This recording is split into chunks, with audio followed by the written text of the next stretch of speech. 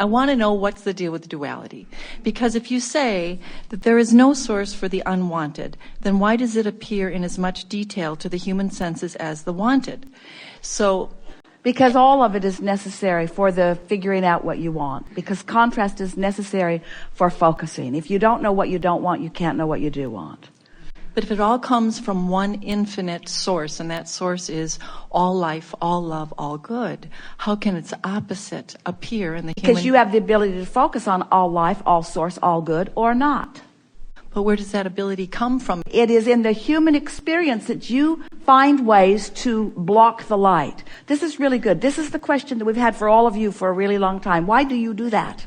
But how? Why do you do that?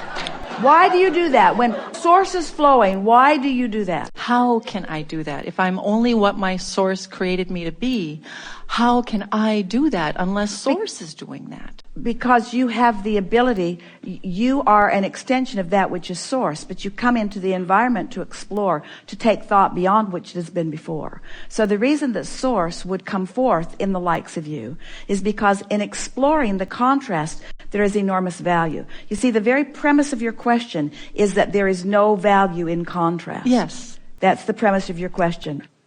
And we'll be all right. How can there be expansion without contrast? That was one of my next questions. Can we use another format to expand from without the use of duality consciousness? Nope. Deal with it. So you're telling us just because you have trouble focusing, you want everything to be shifted around so you don't have to think. I know, tapioca so that you don't have to focus. In other words, Tabasco sauce in my pie, I know. Why does there have to be something I don't want? And I have to use the discipline of focusing? Wouldn't it just be better if there was just stuff I wanted? Source, you're pure positive energy. What's the deal here? Yeah. Why don't you just be pure positive energy? And why can't I just dwell in pure positive energy? And we say, because then there could be no expansion. If you do not have something that gives you reason to ask for more, there is no more. That's really big. Your eternalness, our eternalness, all depends. It all hinges upon this premise of expansion. We're not making fun of you. These are the most well-spoken questions on this subject that has been confounding humanity from the beginning of time. And there is nothing more worthwhile to talk about. So we're not making fun in any way. And we appreciate your stubbornness. It's just so far off track. Well, okay, setting stubbornness aside. We can see how someone would say that to their mother. Mother, why do you present options to me that I wouldn't want to choose from? But that's a very narrow world that is not needing to expand that much in that moment. But when you are a genius creator who's come forth into an environment and you want to be stimulated to new ideas, contrast is just the best thing. You know it. You wouldn't want to be in a kitchen that only had 2 ingredients. Well, I think I'm missing something because, okay, infinity precludes anything but itself. But what does that mean? There's What no does that room. mean? There's no room for something other than the infinite one. If life is infinite, then that's a concept that cannot be. That's a concept say it again. that Infinity. Yes, infinity precludes anything but itself because it's filled all space, all possibility, all potential. Then we're all done and we cease to exist in this moment. It's been great. But we're all now done because infinity is finished. Well, what is purity but one thing, not two? I mean, doesn't the Tao say not two, just one? One infinite one is one. One consciousness, one life. One consciousness with one thought? No. Again, we're done. No, infinite thoughts, but infinite thoughts of life and love. But how do you find life and love if you can't find something? How do you do that? How do you know? How do you define something as wanted if there is not anything against which to measure it? Well, and do we have to call that a duality, or could we call it variety?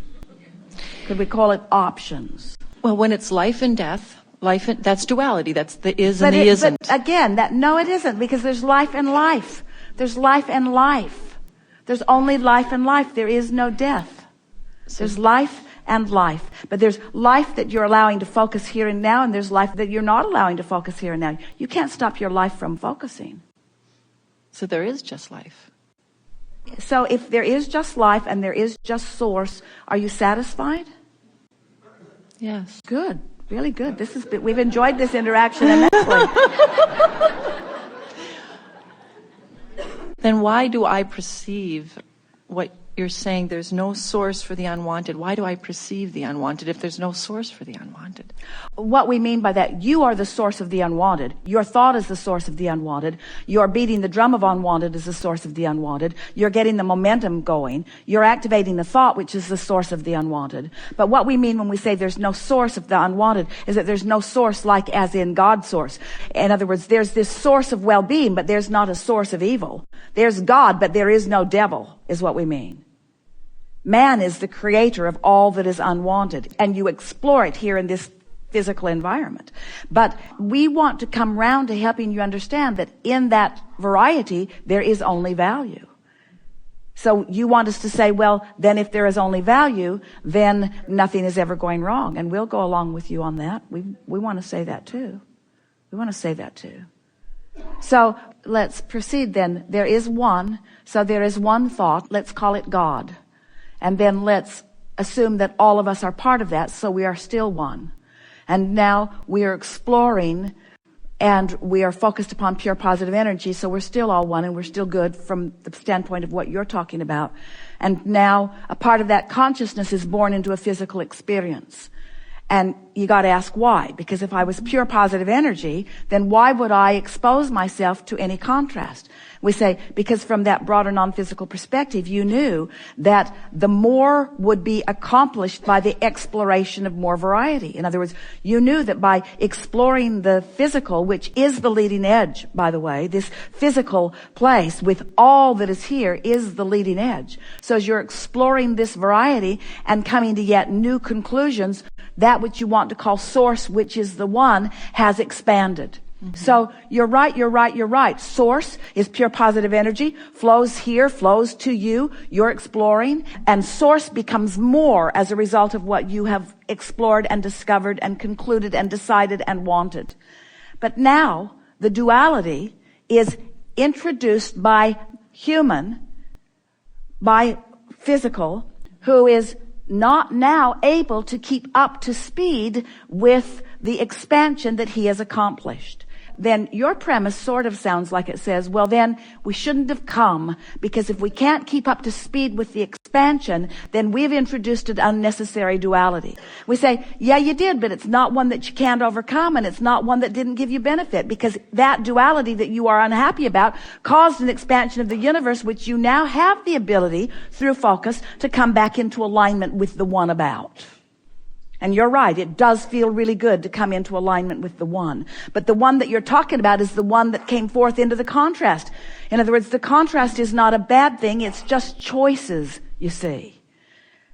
That's really what we're wanting. When we say there's no source of badness and there's no source of darkness, we really mean that. There is a source of contrast, and the contrast is all about expansion. We think it's the judgment that you are making about what the contrast is that is making you want to call it a duality that you don't want to embrace. And we promise you, you want to embrace everything about this physical experience. You would far rather have exposure to a lot of variety for the purpose of your and our expansion than you would want to just be born into a feathered nest. Humans don't know that when they haven't gained control of their thoughts. If you haven't gained control of your thoughts, if you don't know about vibration, if you don't know what your guidance system is telling you, then sometimes you do want to sort of close yourself off in the neighborhood that has walls around it, or in a neighborhood that has a gate up that you need a code to get into. Or you might want to just hang around with people that you trust, or put your children only in the schools that you believe are the safest.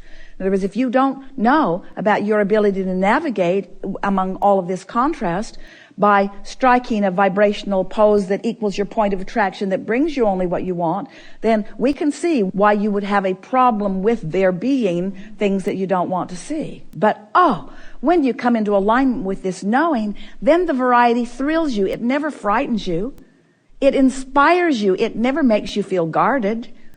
It uplifts you. It never makes you feel like you need to manage it or defeat it. When you come into that wholeness is a better word than oneness, into that wholeness of who you are, the wholeness of who you are and the wholeness of the frequency that you are, then you become like source. You get such a synergy of pure positive energy going that anything that doesn't match it bounces off. And that's why that which is good is dominant. So dominant that the word dominant doesn't even do it. The word dominant's not big enough to describe the dominance of well-being. Thank you. I have one more. Yeah. I had a specific... You're a lot of trouble. You are a duality we didn't count on. You made trouble, and you evoked from us the clearest answer we've ever given about that. It's a lot of trouble. But you evoked from us the clearest answer that we've ever given. So we deem it worth it. Thank you. Do you? Yes. So how are you going to feel about trouble that comes to you? You're going to say, no! You should not be here. You might cause me to expand. If we were standing in your physical shoes, we'd be out there every day looking for things that we want to see. And we would be making lists of things that have not yet come into our experience. If we live in a house and the house is satisfying in some ways, we would be looking for ways that it could be improved. If we have conversations with some that are satisfying, we would be looking for ways that those conversations could be more satisfying. If we are satisfied with the way our children are responding to us, we would be looking for more ways that we could find more satisfaction in the way our children are responding to us. In other words, we would never stop reaching for more, and we would never stop reaching for more on purpose. But along with reaching for more and reaching for more on purpose, we would be adding these powerful words, and we would practice them until we know them. Everything is always working out for me. Everything is always working out for me. Everything is always working out for me. Everything is always working out for me. Things are always working out for me. Things are always working out for me. Things are always working out for me. Everything is working out for me. Things are always working out for me. And since things are always working out for me, and since I know that things are always working out for me, then what other things would I like to define that I would like to be working out for me? Since things are always working out for me, then I want to begin to apply my attention toward the things that I would like to be working out for me. I want to define more clearly what things I want to be working out for me. What things? Not nebulous things, not general things. What specific things would I like to be working out for me?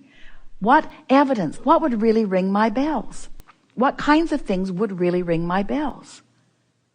Well, I would like to have a confidence about me so that when I'm moving through traffic, I feel guided about where to go. I'd like to have good timing. I would like to feel that I'm riding on a cloud or a magic carpet of momentum. I would like to feel the universal forces working with me. I would like to look into the world and have a sense of who I am. I would like to have a full sense of who I am. I would really like to be so integrated with the fullness of who I am that I'm accepting this world in the fullness of all that it is.